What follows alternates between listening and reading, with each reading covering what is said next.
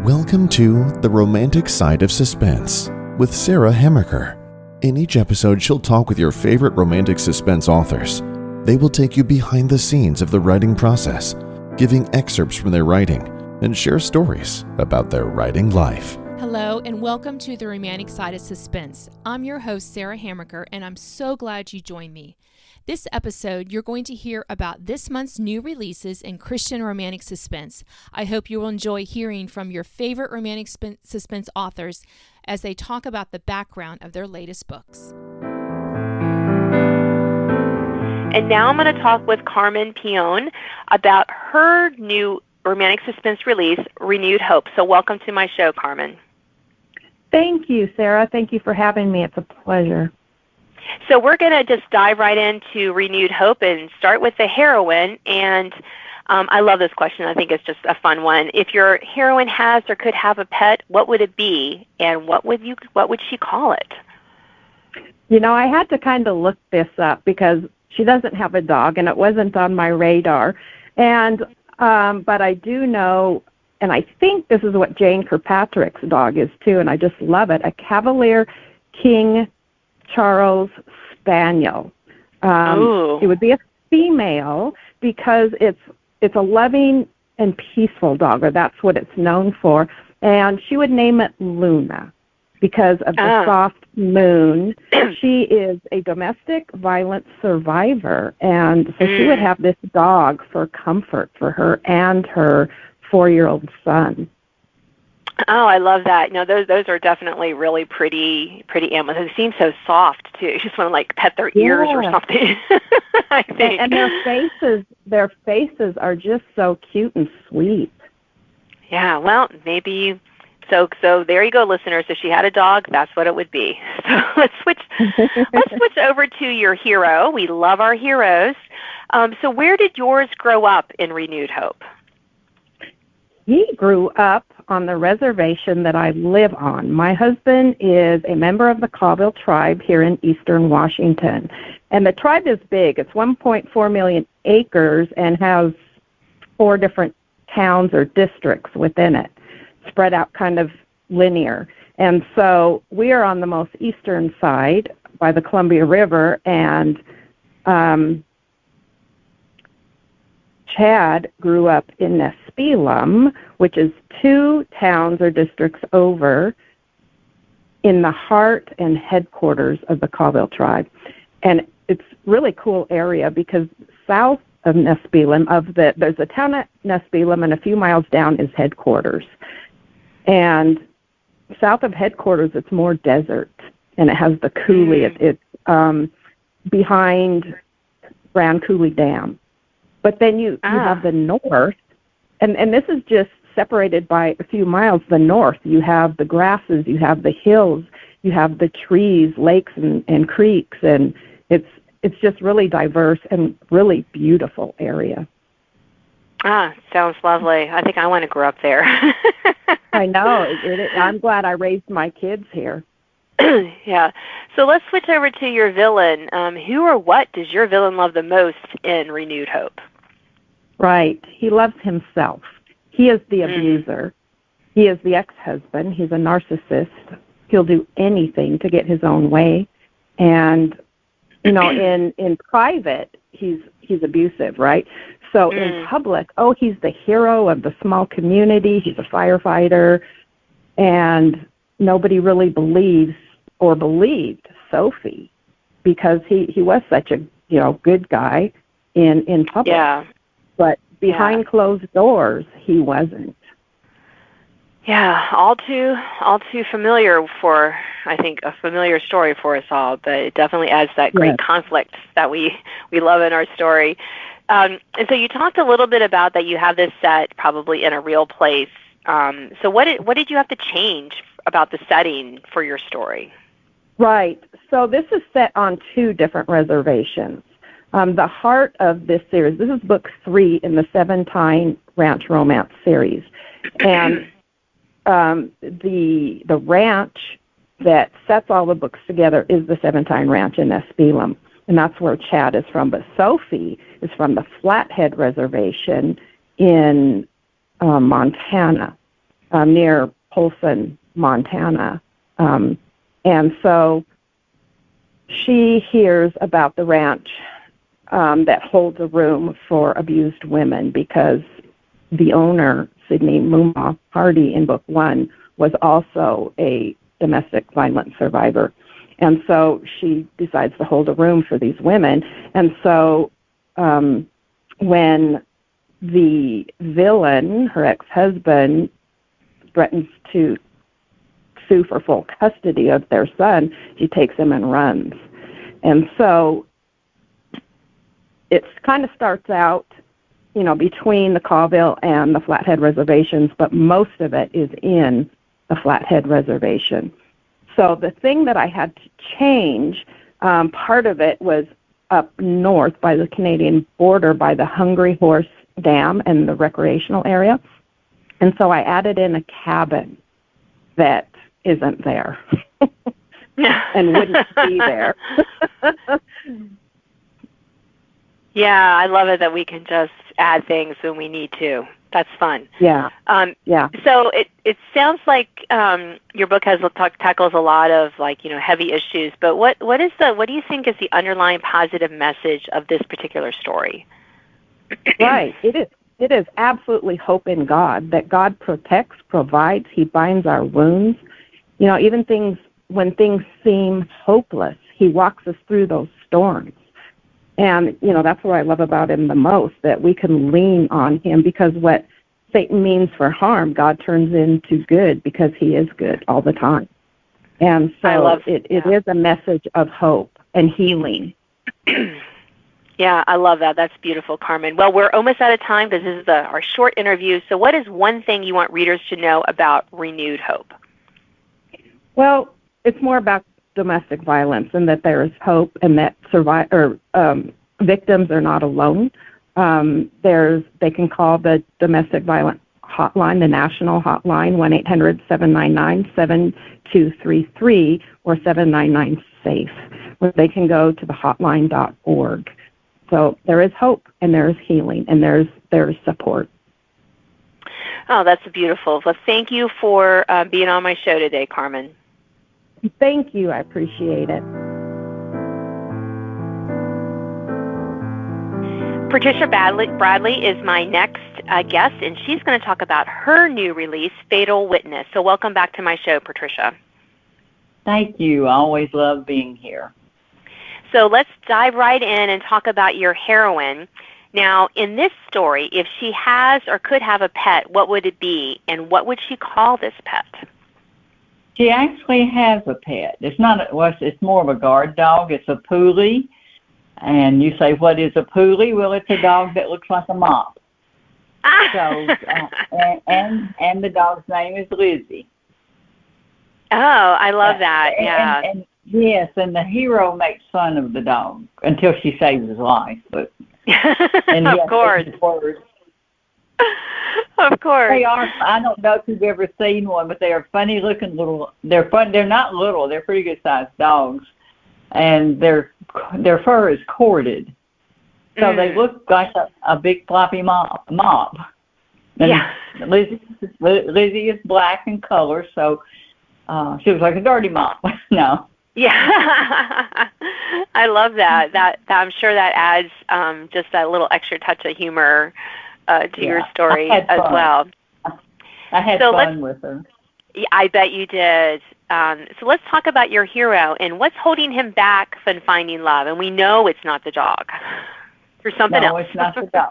No, it's not the dog. It's actually a character that was in the first series. Mark, his name just left me. I cannot believe it. But anyway, he was a sniper in Afghanistan, and he was doing overview, and he had fallen in love with one of the soldiers, and she was in the group that he was doing overview for, which means he's watching for the bad guys to come out, and he's to take care of them. And but they surprise him, and he hasn't forgiven himself that he did not protect her and that she was killed. So he's very wounded, and he's afraid he will fail again. Yeah. Yeah. We often have those kind of fears on big and small scales when something goes and his wrong. name is Mark Lassiter. Okay, there you go. So let's switch to the villain. Why did you decide to make him or her the bad person in your story? Actually, I didn't choose. He told me he was the villain, and I wasn't really sure who it was. I'm really bad about getting to the end of the book and finding out who the bad guy really is, because I'm always write several who can be the bad guy. Mm-hmm. And then they do the big reveal at the end. So I have been known to start out with, and on that page of when I'm revealing who the killer is, and get halfway down and say, nope, you're not the right woman, and have to go back. Yeah, no, I'm with you on that, Patricia. There's sometimes when I'm writing and I'm like, oh, no, not the right, not a very nice person, but not the right one to be the actual villain. So let's talk about the story setting. Why this particular setting for this particular story? Well, my sister and mother my mother lived in Chattanooga before she passed away, and I love that area. And I have been in Mississippi almost for the whole series, and all 4 series or 3 series, and I just kind of wanted to go to the mountains for a change, and it also gave me an opportunity to go up there and poke around and do some research. So I like to make my settings where I can go do research. Yeah. I totally get that. And not be wasting time. Right. Might as well go to some place you want to go, and hey, we'll put a book here. Make it worthwhile. So let's talk about the underlying positive message of Fatal Witness. Mostly that the forgiveness will set you free, whether it's yourself that you need to forgive or someone else. Oh, I love that. That is such a theme that we all need to be reminded of, I think. Right. Because, and a lot of times forgiving ourselves is harder than forgiving someone else. Yes, and that's actually Mark's problem.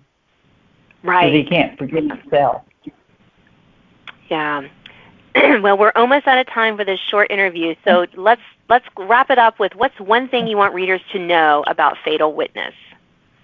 Okay, that Dani's on a journey to discover who she is and to reclaim her true identity. She doesn't remember who she is, and so that she's on this journey, and someone is determined to keep the truth of what happened many years ago hidden, because she has the answers to who committed the murders. Oh, I love that. Well, readers, there you go. That's a great ending.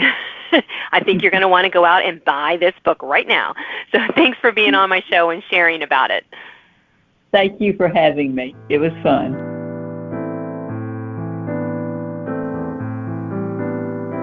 Now I'm talking with Liz Tolsma with her book, What I Promise You. So welcome to my show, Liz. Thank you so much for having me. It's always fun to be here. So let's talk about your heroine, and I love this question. It's one of my favorites to ask about books. What did she want to be when she grew up, and did she become that person? Well, since it's a dual timeline story, I have 2 heroines. So the heroine from 1942, 1943 wanted to become a stained glass maker. Her father owned a stained glass factory, and she took it over after his death and lost it during the Second World War. And so she did achieve her dream for a while, but then the war took it away from her. Mm-hmm. And the contemporary heroine always wanted to be a missionary nurse. And so that's actually what she's pursuing throughout the book, is her training to become a missionary nurse. And so that's why she's in Spain to undergo this training before she's sent off into the mission field. Ah, okay, good. So what about your hero? And feel free to pick one or the other. It doesn't matter. Where did your hero grow up?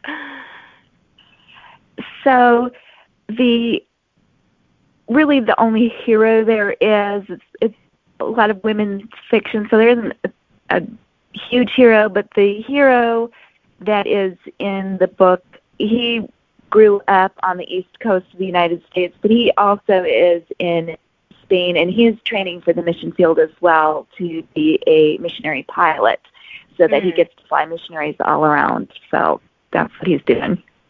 Ah, it's fun. And let's do your villain. Who or what does your villain love the most? Well, this was a question that you really got me with, and I had to think long and hard about this one. So the villain really is the war and trauma. It's more of a you do those different man versus man versus nature, man versus himself type of things. And so this is more man versus his circumstances. And so the villain are the people's circumstances. And I'm sorry, all of a sudden I blanked. What question was I answering? I'm so sorry. What does your villain love the most? Who or what? Who or what does the villain love the most? Yeah.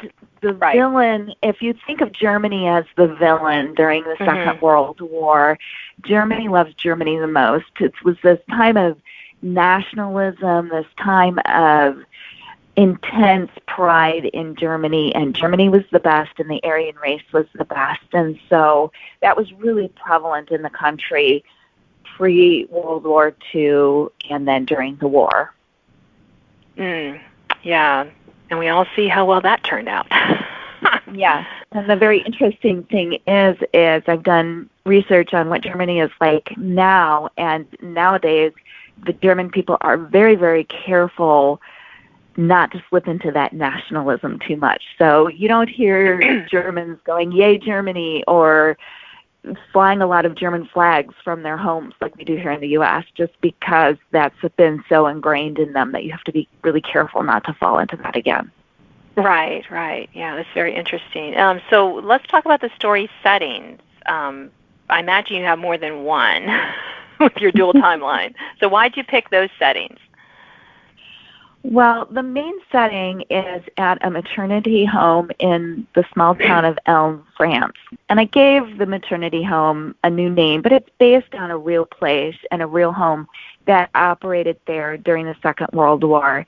And when I was in France researching this book, my friend and I toured this house, and it was amazing to see this place. It had been an old mansion in very bad shape when the woman who ran it purchased it and fixed it up, and she used it to hide Jewish women and children, and many Jewish children were born there. And I just almost, and it leads to the first line of the book, but I could almost feel the stories in the house. It's a strange thing to say, but it was like the house was speaking to me and was telling me all that had gone on there, the joy and laughter of small children, and yet the pain of them being raided by the Nazis. And so it just became almost a central figure, another character in the book. And so it's very important and a very important setting, and that's why I was adamant with my publisher that the house had to be on the front cover of the book even. Yeah. Well, it sounds like you have a lot of stuff going on in the book. So can you talk a little bit about what's the underlying positive message of this story, this dual timeline story? Right. Well, even though there is a lot going on and there are multiple timelines, really it's the story of two different women, but they run parallel to each other and then merge into each other at the end. And both women have suffered great loss and been through a great deal of trauma, and both experience survivor's guilt. And so the underlying message of the story is that no matter what happens in our lives, no matter what trauma we've experienced, that God has a purpose and a reason for our lives, and there's a reason that we're here, and that He's always going to walk beside us and be with us and love us and take care of us. And that's really what the message of the book is. We all experience trauma. I think we can all relate to it, and it resonates with all of us. But this, just knowing that God is with us and that He has a purpose for us and a purpose for our lives. If we're here on this earth, there is a reason for that. And I remember my husband's aunt had muscular dystrophy, a type of muscular dystrophy, and she was completely paralyzed. She could only blink her eyes anymore. She had glaucoma, so she couldn't see. She couldn't speak. And her mother, my husband's grandmother, said, I just don't know why they keep her alive. They should just let her die. And yet her daughter, my husband's cousin, we were together with her once, and she had said to us, I talked to my mom. She could blink, and so they had a code figured all out that her mom would blink certain ways so they could communicate. And she said, my mom wanted me to tell you that she's praying for you. And I'm going to get choked up. I have to say that a lot of people would say that was not a life worth living. And I found it to be incredibly touching and moving that in the midst of craziness, raising children, homeschooling them, writing, all that I was trying to do at the time, there was somebody out there who was praying for me every day. And so that's sort of the message of this story, that no matter what your circumstances are, God has a reason for you being here. Ah, I love that. It's beautiful. Well, we're going to close our short time together now, Liz, with what is your book's tagline? My book's tagline is, A Family's History is Lost to the Ravages of World War II. So it's really about the contemporary heroine going back to France, where her grandfather was born, and trying to find out where he was from, what his origins were, and what was life like for her great-grandmother during the Second World War. Ah, I love it. Well, thank you so much for being on my show and sharing about What I Promise You. Well, thank you so much for having me. It's always fun to chat with you. And next up, I have Dani Pettrey with her latest romantic suspense, One Wrong Move. So welcome back to my show, Dani. Thanks for having me back. I'm excited to be here. Well, I'm always excited to talk about upcoming and new books that are coming out. So let's dive right into this one. How does your heroine feel about love at the start of this particular story? Well, my heroine, Annie Forster, has had a bad experience with love about a year before this book starts, and she's very jaded by it and doesn't believe she can trust a man again. And then she meets Christian, and things start to change. Of course they do, because he's the hero. He's the hero. That's true. He's the hero. All right. So where did Christian grow up?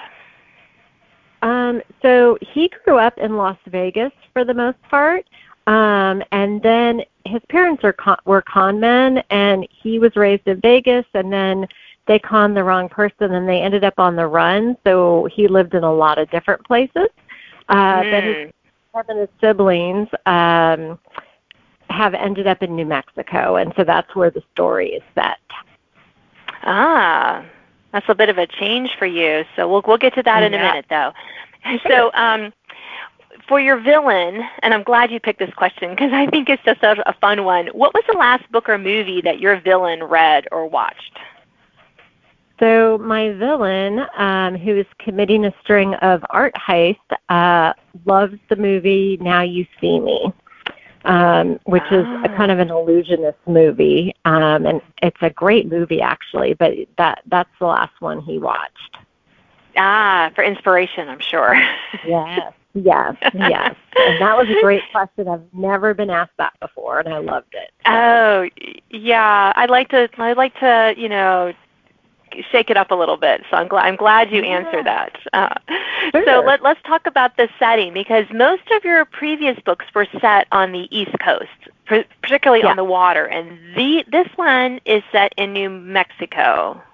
So why'd you pick that setting? Right. I lived in New Mexico for 7 years, high school and college and my first year of marriage, and I loved it out there. My husband and I both loved it out there, and we moved back to the East Coast for a job. But there's so much about New Mexico we love, and a lot of people aren't overly familiar with the state, and I just thought it would be a really fun place to set a series. Ah, okay. Well, I think that's a great reason, a great reason to set it there. So let's talk about what is the underlying positive message of this particular story. Sure. So the underlying message is hope, the hope we have in Christ. Both Andy and Christian have kind of checkered paths, and they've come to know Christ as adults, and they struggle with their walk, but through the story, they are reminded over and over about the hope they have in Christ. And I think I just read, actually, hope is written in the King James Version 130 times. So there were lots of verses to kind of pair with it. But yeah, the overarching message is about hope. And I love that as Christian romantic suspense authors, we may write about danger and suspense, but we can definitely layer that hope in there. So that's wonderful. Yeah. So we are out of time. These are so short. I love that, but also can be frustrating. So we're going to leave our listeners with, what is your book's tagline to kind of tantalize them to pick up this book? Sure. So it's taunting riddles, a deadly string of heists, two broken hearts trapped in a killer's game. Ooh, that's great. Okay. Well, thank you again for sharing, Dani, about One Wrong Move. Absolutely.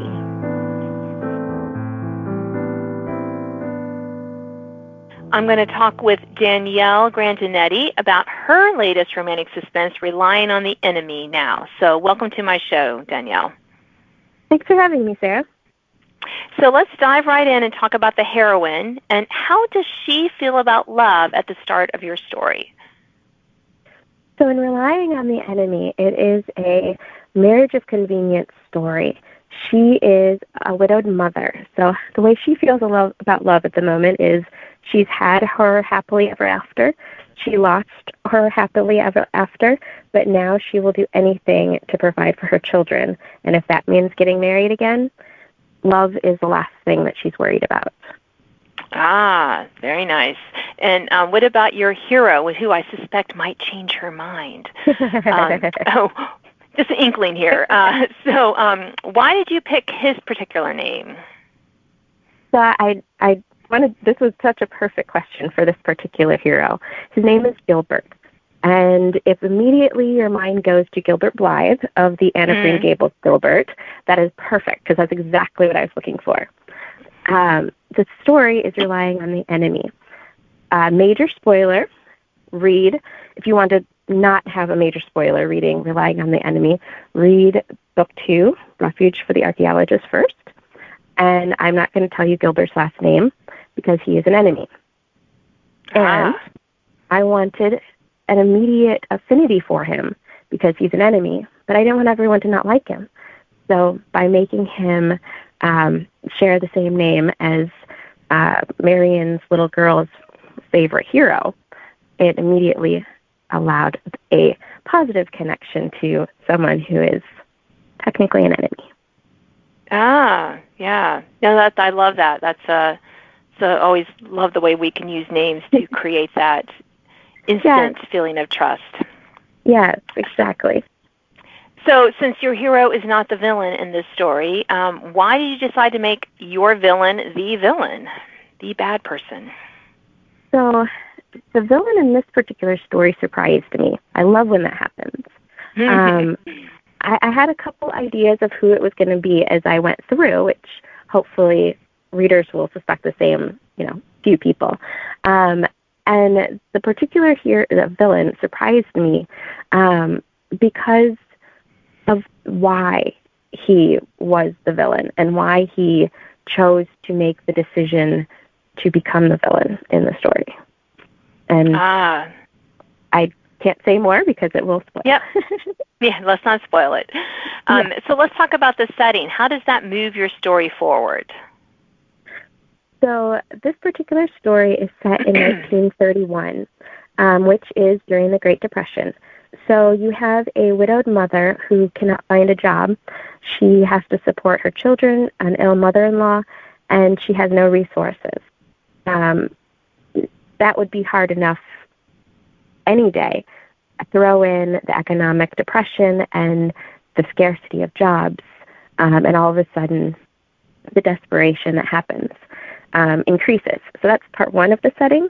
Part two, again, historical. So there's a major snowstorm that happened in Wisconsin in January of 1931, and I use that in the story. So the setting and the weather play a major role, and it's actually a historically accurate snowstorm, which was really fun to read about from the newspaper. Yes, yeah, and to weave it into your story, I'm sure. Yeah. So for you, what was the hardest part of writing relying on the enemy? The marriage of convenience is my favorite trope to read. So when I had the opportunity to write one, I was so excited about it. It is a lot harder to write than I expected. So that was actually the hardest part, because usually you have the falling in love and getting married, like that's the order. But in this story, they were, kids from a previous marriage, then they get married, and then they fall in love. It was just, everything was backward. And it was a challenge to try to weave a godly love within the situation and to show what a godly marriage could look like when it didn't start the way most you would think a marriage would begin. So I really enjoyed that challenge, and I hope readers will appreciate it too. Oh, I love that. I'm sure they will, Danielle. So we're at the end of our time, but let's close with your book's tagline for relying on the enemy. She's protecting her children. He's redeeming his past. But there's nothing convenient about saving their patchwork family. I love that. Well, thank you for being on my show and sharing about your book. Yes, thank you so much for having me. My next guest is Lynette Eason, and she's going to talk about her latest romantic suspense, Double Take. So welcome back to my show, Lynette. Thank you. I'm glad to be here. So I'm glad you picked this question about your heroine, because I just think it's so fun. So what does she eat for breakfast? If she has a chance to eat breakfast, she eats a full one. Bacon, eggs, hash brown, toast, the works. But if she's in a hurry, she might grab like a container of yogurt and a piece of fruit or something. Yeah, no, I love that. Let's give our heroine some appetite. Yeah. I certainly like a full breakfast. So Me too. So let's switch to your hero in this story. What is holding him back from finding love? Oh, poor James. He's a great guy. He has nightmares and PTSD, or PTS, I guess is what it's called now. And he's just afraid that no one will ever really understand or be able to accept that why he is the way he is. So he had quite a journey in this story to come to realize that he is totally acceptable and lovable. And yeah, enough said about that, right? Yes. We don't want to spoil it. So who or what does your villain in this story love the most? I thought about this question and I have an answer for it, but I'm afraid it might give away something. Okay. What he loves most is money, but there's more to it than just that. Right. Yeah. Well, and we all know how money can just really push us to do things. Yes. Especially if when it's an all-consuming desire for it. Yes, exactly. So that plays into it, but there's more. Okay. And let's talk about the story's setting. Why did you pick this particular setting for your story? Okay, so the story is set in a fictional town of Lake City, North Carolina. And I love the mountains of North Carolina. To me, I'm just like an hour and a half, well, depending on what part I go to, away from driving up there. And so one of the nicest things that I can do is just hop in the car and drive up there, go to the mountains, hang out, and just get away from it all, do some thinking, do some praying, that kind of stuff. Um, and it's nice too because it is a fictional town that I can write it the way I envision it. I'm not stuck trying to make sure all my details, as far as the setting, are correct based on the town, because I have readers in every imaginable corner of the earth that you can think of, and inevitably, if I write about a real place and I get something wrong, I will hear about it. So I went with fictional this time. Yeah. Sometimes fictional is better for setting. Yes. So let's talk about the underlying positive message of Double Take.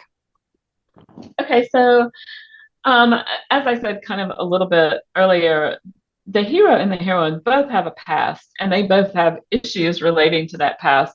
But I want the takeaway to be that your past doesn't have to define your future. And that seems to be a lot of my themes in my books. But yeah, if it fits, it fits. Yeah. And that is kind of an evergreen theme, right? We all have things in our past that we regret or we need to overcome. Yeah. So yeah, absolutely. And just because you've done something bad, I use air quotes around the word bad, that doesn't mean your life is over. Your future is not based on that.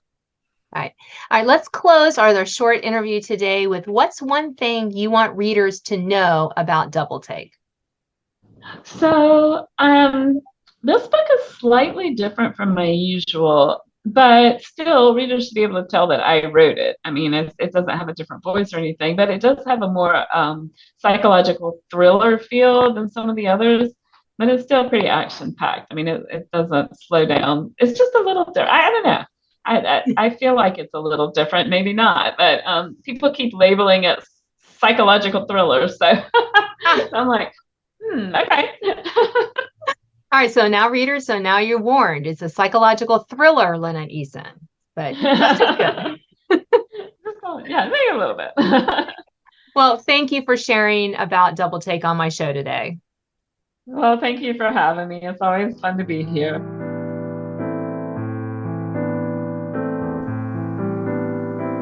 I'm delighted to be talking with Sarah Sundin about her latest historical romantic suspense, Embers in the London Sky. So welcome to my show, Sarah.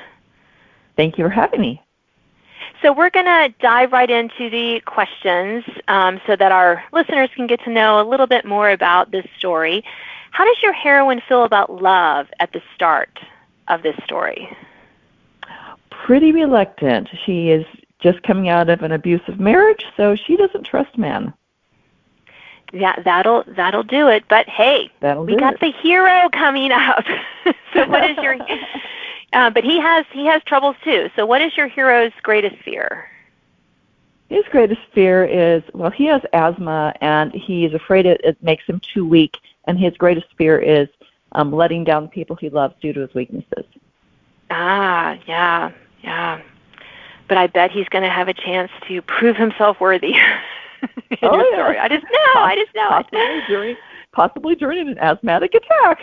Yeah, possibly. I just have an inkling, Sarah. I have an inkling.